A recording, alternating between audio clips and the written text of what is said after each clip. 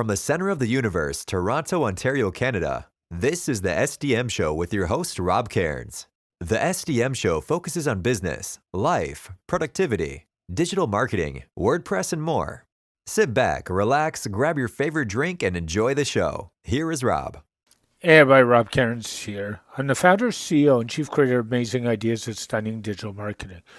In this podcast today, I want to touch on the OnlyFans debate on the internet and why I believe this impacts free speech of creators. So sit back, relax, grab your favorite drink, and enjoy this quick solo podcast.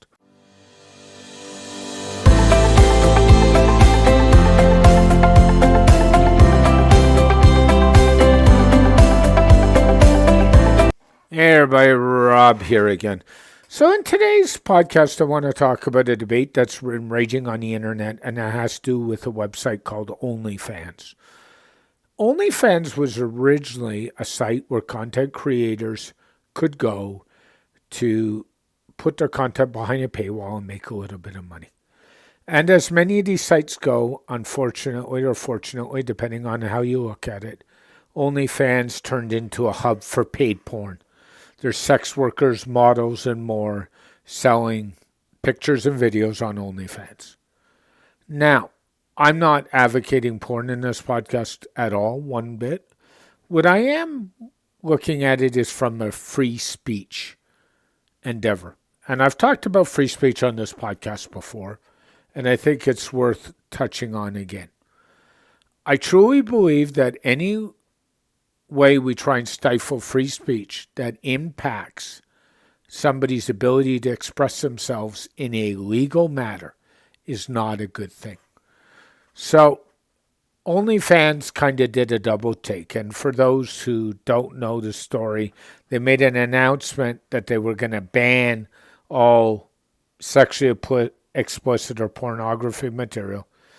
And frankly, 3 days later, when there was such an uproar on the internet, they backtracked and said, we fixed it with our payment processor. So my concern is, if you could fix it with your payment processors in 3 days, and those are who you're blaming, why didn't you fix it before you made the announcement? Problem number one.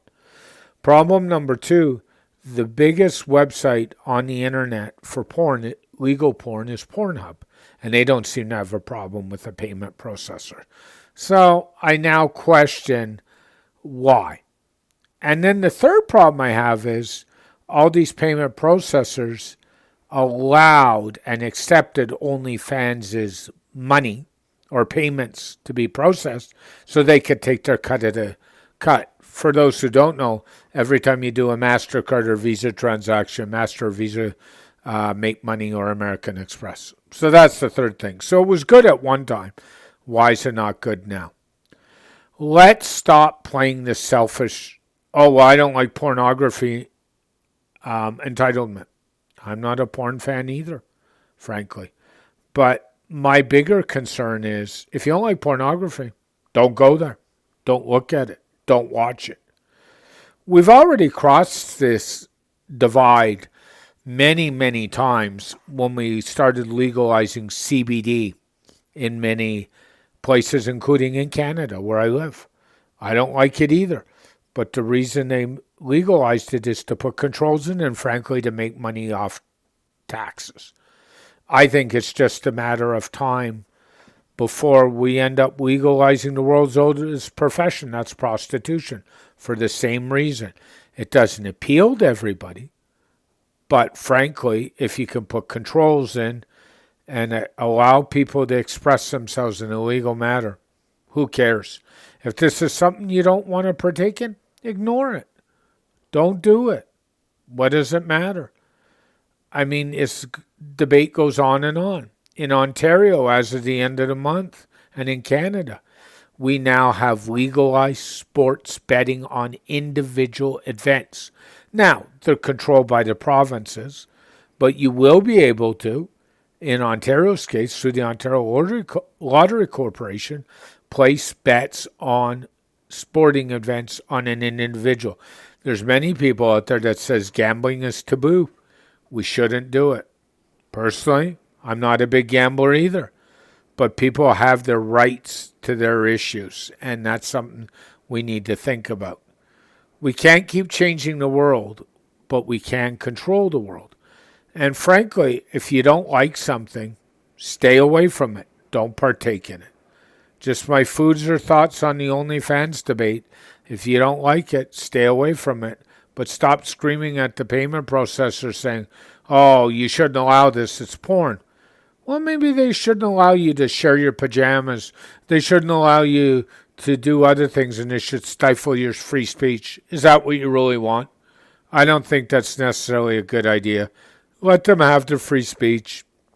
I actually think it's a little late for OnlyFans because most of the content creators who put out that kind of material that they built their platform on have actually gone elsewhere.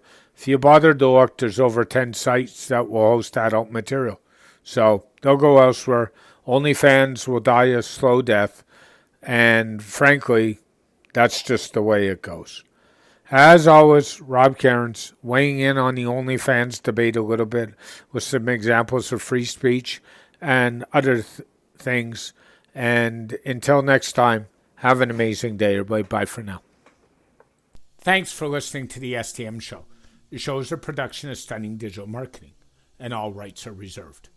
Rob can be reached by email at vip@stunningdigitalmarketing.com, on Twitter at Rob Cairns, on his website, stunningdigitalmarketing.com, and on his website there's links to all his social media platforms. This show is dedicated to my late father, Bruce Cairns. Dad, I miss you very much. Keep your feet on the ground and keep reaching for the stars. Make your business succeed.